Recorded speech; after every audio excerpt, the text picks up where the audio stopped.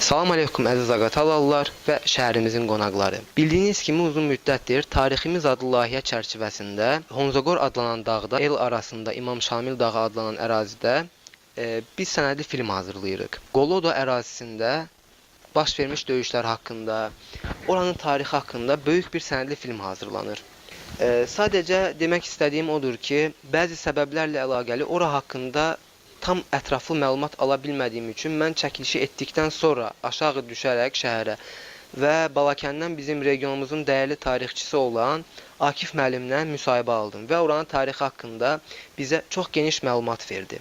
Mən istərdim ki, ilk növbədə həmən ərazinin evləri haqqında, orada yaşayan insanlar haqqında, yaylaq haqqında, nə məqsədlə gəlinir, orada keçirilən mövcud haqqında sizə qısa bir məlumat verim və ondan sonra videomuza başlayaq və sonda da Akif müəllimin oranın tarixi haqqında danışacağı videonu sizə təqdim edim. İlk öncə bunu demək istəyirəm ki, orada 20-dən yuxarı ev var həmən ərazidə və bu evlər Zaqatala rayonunun Masih kəndində yaşayan insanlar tərəfindən tikilib inşa edilmişdir. Həmən evlərin tikilmə məqsədi odur ki, ora kənddən heyvan qaldırılır, yaylaq kimi. Və o heyvanlara baxmaq üçün o evlərdə insanlar yaşayır. Yay boyu həm istirahət edirlər, həm də öz mal qarasına nəzarət edirlər orada. Və orada hər iyul ayının sonu, avqust ayının əvvəli böyük bir mövlüd keçirilir. Bu mövlüd həmən dediyimiz Qoloda ərazisində keçirilir və orada qəbirstanlıq var böyük. Həmən qəbirstanlıqda yatan insanların ruhunun şad olması üçün çox gözəl mövlüd keçirilir, gözəl tarixi söhbətlər edilir.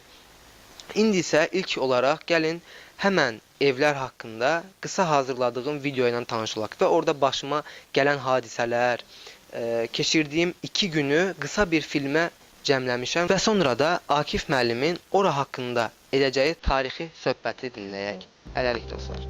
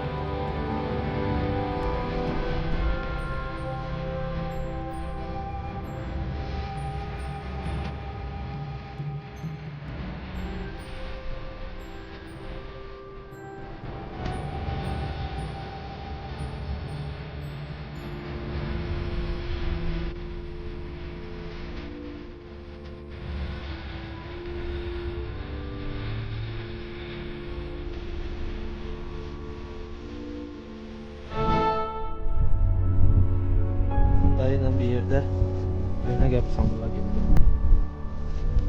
Atları yəhərləyirik. Yəhərləyirlər baxın.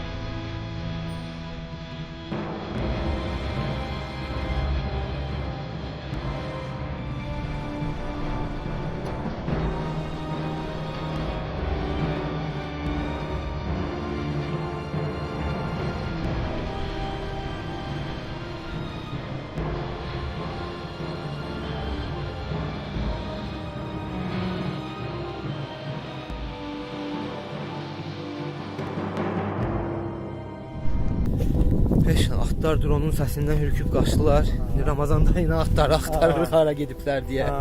İndi biz də gedirik peşkom. Qaldıq peşkom. Dala qayıtmalıyıq, at yoxdur. Buradan görərdik, o altdan yuxarı qalxırlar. Yox, əksi, padyom düşürük, hələ oraya qalxanda yorulacaq. Hoş gəlir.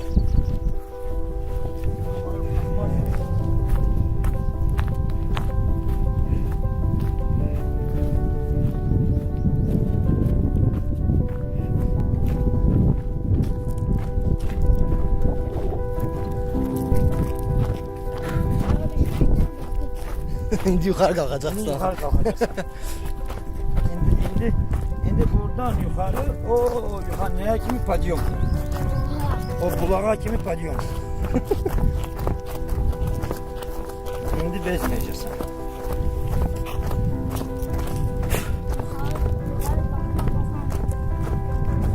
Amma həqiqi aşağı uçandan ama ayaqları çox ağrır, deyil abi. Ayaqları çox ağrır. Dəyəmədən vurur da. Naklatkalar yanır.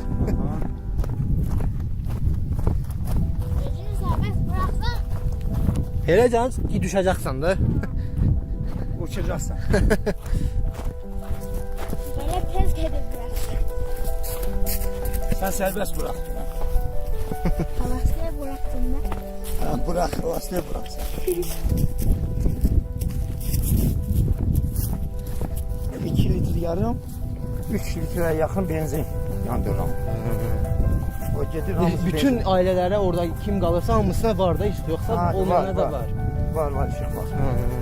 O balaca motor bəs eləyir hamı. O bilirsən, o balaca motor. Bizim Sovetski motorlar burada dözmür. Mal sınır. Onu mən, o Qurban deyən var, o motorist. Aşağıda, Sübeylibadan. O Qurbana yığdırmışam. Orada da bak çimlere koyuyorlar. Burada o bizim Sovetski motorlar getirmişti. İki tane.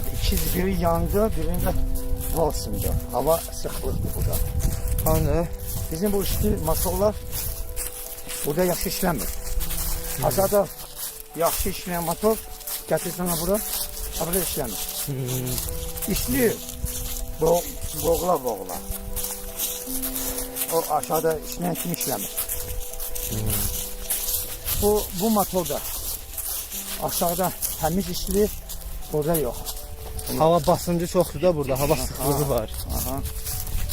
Spiralni zajvalkanı yandırmaq istəsən gec yanır, düzgün yanmır heç. Yürüyəcək lan. Yoruldun? Hələ harasıdır. Hələ padyoma indi başlayır. Heç nə yox, bu arxadakı mənzərə nəyə desəz dəyər. Bu əziyyətə, bu yorğunçuluğa bax bu mənzərə dəyər.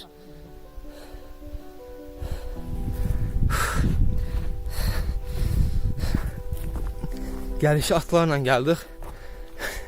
Dönüşü atsız gedirik.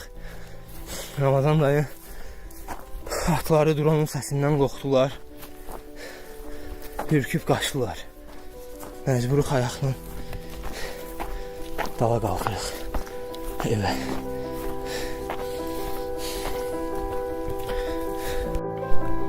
Əziz dostlar, tam bir gündür ki buradayım Qonzagorda. Sağ olsun. Burada Ramazan dayı var Masixdən. Qonaq elədi, oturdum. Gecə də onlarla qaldım. Çörək, yemək, içmək, hər şey öz yerində. Sağ olsun, var olsun. Allah onun canını sağ eləsin. Buradan deyirəm ki, videoya baxanda özü görsün. Hələ yaxınları, qohumları görsün. Allah canını sağ eləsin.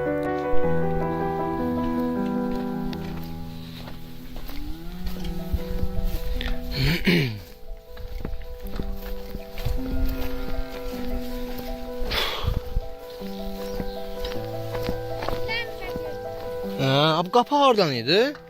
Ha aşağı. Ha aşağıdaymış. Ben de diyelim orada.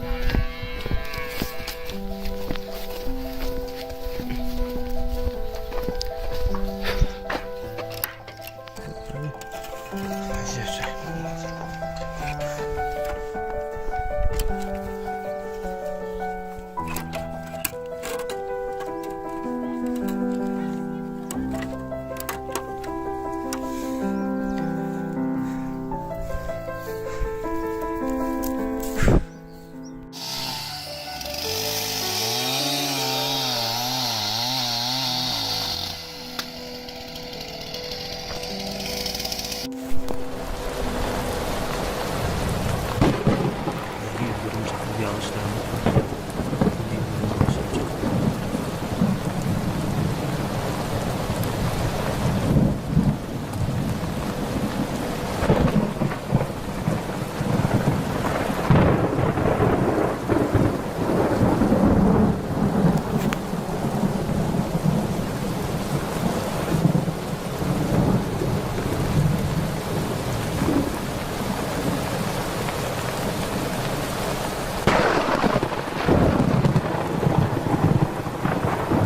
Gece saat 11.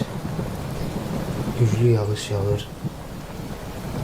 Təkəm dostlar gedib tünelden gelen uşaqlar hamısı gedibdilər. Her yer qaranlıq. Balaca bir domikin içindəyəm tək. Yatıb səhər saat 6-da yola düşməliyəm inşallah. İndi isə gəlin həmən ərazi haqqında, Qoloda qəbirstanlığı haqqında və orada baş vermiş döyüşlər haqqında regionumuzun dəyərli alimi, elm adamı olan Akif müəllimi dinləyək. Yəni öncə qeyd eləmək lazımdır ki, hələ 15, 16, 17-ci əsrlərdə bu bölgə, xüsusilə haqqında bəhs elədiyimiz həmin ərazi Səfəvi dövlətinin şimal sərhədlərinin sərhəd qoruyucularının olduğu məntəqə hesab edilirdi. Bu barədə Səfəvi tarixi haqqında, Səfəvi dövləti haqqında məlumat verən mənbələr bizi bilgiləndirir. Və son dövrlərdə Səfəvi dövlətinin artıq süqutu və Nadir Şah imperiyasının yaranması zamanında isə burada yerli əhalinin müəyyən dərəcədə məmur özbaşınalıqlarına qarşı etirazları başlayırdı və bu etirazların ən məşhuru isə 1738-ci ildə Nadir Şah Əfqanistana və Hindistana yürüş elədiyi zaman onun qardaşı İbrahim xanın rəhbərlik elədiyi orduların bu bölgəyə yürüşü ilə bağlı olmuşdu. Nadir Şah Əfqanistana və Hindistana yürüş elədiyi zaman İbrahim xanı Azərbaycan 4 böyük bəylər bəyliyini birləşdirərək bir vahid ərazi şəklində Azərbaycan adlandırır və qardaşı İbrahim xanı onun başına hakim təyin edir və bildirir ki, baş verən üsyanlar ciddi şəkildə yatırılsın. Və qeyd elədiyimiz bu ərazidə daha əvvəllər car səlnamələrində də haqqında Qoloda olaraq məlumat verilən bu ərazi bizim sərhəd qoruyucuların, yəni tarixən bu bölgədə yaşayan Avar və Saxur əhalisi Səfəvi dövlətinin şimal sərhədlərini, Şimali Qafqazdan Rusiyanın cənub çöllərinə qədər olan əraziləri nəzarətdə saxlayırdı və vergilərdən azad idi sərhəd qoruyucuları olduğu üçün. Və İbrahim xanın bura göndərdiyi nümayəndələr də vergi tələb etdikdə, əhali üzərində bəzi baskılar göstərdiyi zaman burada üsyanlar baş verdi və bu üsyanlar haqqında çox təəssüf ki, bu günə qədər bir neçə dəfə araşdırma apardım və mənbələrdən birisi burada Divanə İbrahim və Ayı Basan Xəlil, bir daha təkrar eləyirəm, Ayı Basan Xəlil adlı iki xalq qəhrəmanının adına rast oldum. Balakən Zaqatalada cəmaatın içərisindən seçilən, sayılan insanlar İbrahim xanın qoşunlarına qarşı vuruşdular və burada İbrahim xan özü öldürüldü, onun qoşunları isə məğlub edildi. Bundan sonra Hindistana yürüşünü başa vurduqdan, daha doğrusu bu böyük səfərdən uğurla qayıtdıqdan sonra və dünyanın ən böyük deyək ki, o işlənmiş brilyantını, almazını gətirən Kuhinur adlanan bu qiymətli deyək ki, daşı gətirəndən sonra Nadir bu bölgədə baş verən üsyanlara bir dəfəlik son qoymaq üçün xüsusi cəza dəstəsi ilə Qolodaya hərəkət elədi. Bu 1738-41-ci illər arasında baş verən hadisələrdir ki, üsyanın əsas mərkəzi bu yerləridir və Qoloda əhalisi köçürüldü indiki Car ərazisinə. Və çox təəssüf ki, daha sonraki dövrlərdə Rusiyada bu bölgəni işğal elədiyi zaman 1763-67-ci illərdə Car əhalisinin bir qismini üsyanlar üzündən, etirazlar üzündən daha düzən əraziyə. Çünki düzən ərazidə üsyanları yatırmaq daha rahat olurdu. Bugünkü Makov və Danaçı ərazilərinə köçürmüş oldu. Amma biz qayıdaq yenə Qolodaya ki, bu yerdə mənim tanıdığım ərəbşünas dostlarımızdan birisi, o cümlədən onların içərisində xüsusilə Məhəmməd Şabanoğlu'nun adını qeyd eləmək istəyirəm ki, onlar da Qoloda ərazisində oldular, ilkin araşdırmalar apardılar və burada qədim Qoloda məscidinin kitabəsini müəyyənləşdirdi. Və bu kitabədə yazılanlara görə Qolodada böyük dini, elmi bir mərkəz var idi. Və daha öncə də biz söhbət arasında qeyd elədik ki, Carda, Balakən rayonunun Katex kənd ərazisində 18-ci əsrdə bir neçə universitet mövcud olmuşdur. Mən bir daha bunu vurğulayıram. Universitet dedikdə insanların gözünə yalnız Bakıdakı ali məktəblər görünür. Amma Balakəndə, Katex çayın sahilində 1752-ci ilə aid olan bir Nəqşbəndi mədrəsəsinin yerini müəyyən elədik. Və məlum oldu ki, onların Cardakı mədrəsə ilə çox sıx əlaqələri mövcud olubdur. Beləliklə, niyə bu üsyanlar daha tez Carda baş verirdi? Ən böyük ilahiyyatçı alimlərin toplaşdığı əsas mərkəzlərdən birisi idi. Və bilirik ki, Nəqşbəndi təriqətinin böyük ideoloqlarından, yaradıcılarından biri olan İsmail Kürdəmirin ideyaları Carda və Katexdə özünə çox böyük tərəfdarlar tapdı. Zaman keçdikcə bu Nəqşbəndilik daha sonralar Çeçen şeyxi Şeyx Mənsurun simasında və daha sonralarda Şeyx Şamilin simasında müridizm təliminə gətirib çıxdı. Müridizm təlimi Nəqşbəndilikdən intişar tapan, onun içindən yaranan vətənpərvərliyi, toplumunu, xalqını, elini, obasını sevmək ideyasına, ideologiyasına və düşmənlərə qarşı ölümünə bir mübarizə aparan bir ideyaya çevrildi. Bu ideya ilə silahlanan insanları yalnız öldürməklə susturmaq mümkün idi. Və siz ən azı Şamilin həyatına diqqət eləsəz bunu görə bilərsiniz və bunu da bir tarixçi olaraq qeyd edeyim ki, mən Tiflisdə nəşr olunan 1000 səhifəlik sənədlər toplusunda Şeyx Şamilin Rusiyaya qarşı apardığı mübarizəyə minlərlə sənəd oxudum. Bu sənədlərin içərisində Knyaz Volkonskinin yazdığı gizli raportlara rast oldum. Balakəndən Aruq İsmail adlanan bir şəxs Şeyx Şamilin məktublarını Batumdakı Türk konsolosluğuna və oradan da geri Şeyx Şamilə gətirirdi. Beləliklə, hər zaman Balakən Zaqatala əhalisi öz ideyası ilə, yəni o mənəvi silahla ki silahlanmışdılar.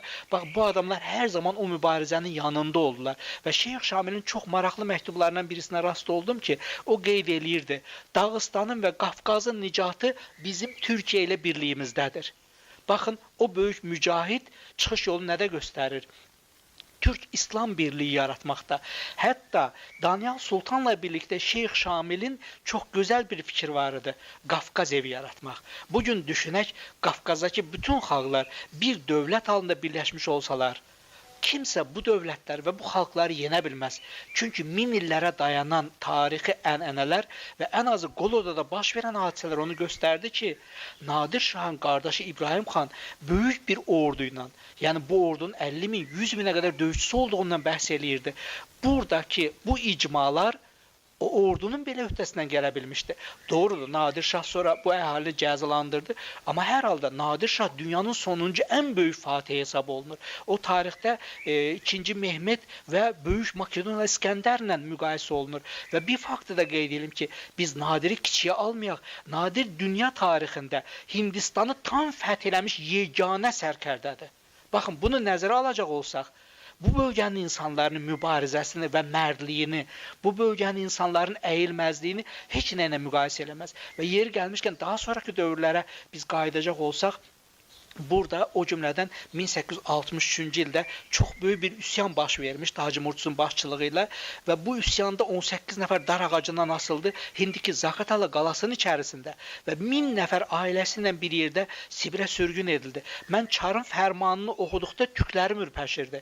Baxın, Böyük Rus imperiyasının imperatoru bir ucu Sakit Okeanından, Yaponiyanın yanından Avropanın mərkəzinə qədər olan bir dövlətin hökümdarı, imperatoru Zaqatalada baş vermiş üsyanla günlərlə məşğul olur və fərmanı şəxsən özü imzalayır və o göstərir ki, üsyanda iştirak edən rəhbərlər edam edilsin, evləri dağıdılsın, bağları qırılsın, yəni insanları məhv eləməyin yolu buradakı insanların bağlarını və ağaclarını, çünki onların yeganə yaşayış qaynağı, dolanacaq qaynağı bu bağları idi, buradakı meyvələr və meyvələrin qurudulması idi.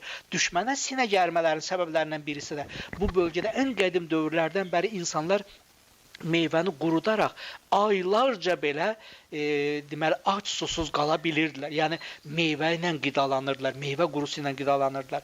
Beləliklə düşünürəm ki, haqqında Cər salnaməsində bəhs olunan və Səfəvi dövlətinin tarixçilərinin də bəhs elədiyi bu bölgə haqqında bir veriliş hazırlamaq, bir film çəkmək bizim bir vicdani borcumuzdur.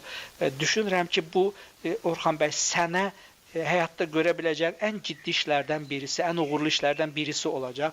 Çünki bir zaman tarixçilərin dilindən bir yazı oxumuşdum ki, nə mutlu bu böyük tarixi yaratmış kişilərə və nə mutlu mənə də ki, bu tarixi yazmaq mənə qismət oldu.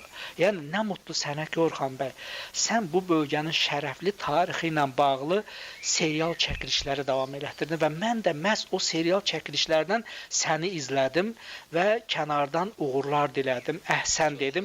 Çünki bu vətənin hər şeyi var. Allah, Tanrı buranı xəlq eləyib yaratdığından buranın təbiətinə hər şey verdi, buranın insanlarına gözəl bir ürək verdi. Sadəcə o olanları bir araya gətirmək və insanları bundan bilgiləndirmək lazımdır. Mənim zənnimcə böyük cahangirlərin, hətta Qney Pompeyin belə buralarda eramızdan 65-ci ildə qanıq döyüşü məhz bizim bu bölgələrdə olmuşdu. Baxın, bu insanların bu qədər böyük sərkərdilər, dünyanı ayaq altı eləmiş sərkərdilər bu qədər müqavimət göstərməsinin səbəbi elinə, obasına və torpağına bağlı olmağıdır.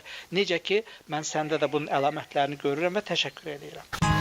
Əziz dostlar, daha bir videomuzun sonuna gəldik çatdıq. Videonu bəyənməyi və rəy yazmağı unutmayın. Kanalımıza abunə olun. Daha və fərqli məlumatlar üçün, qısa tanıtım videoları üçün Facebook və Instagram səhifəmizi izləyin. Hələlik növbəti videoda görüşmək ümidi ilə.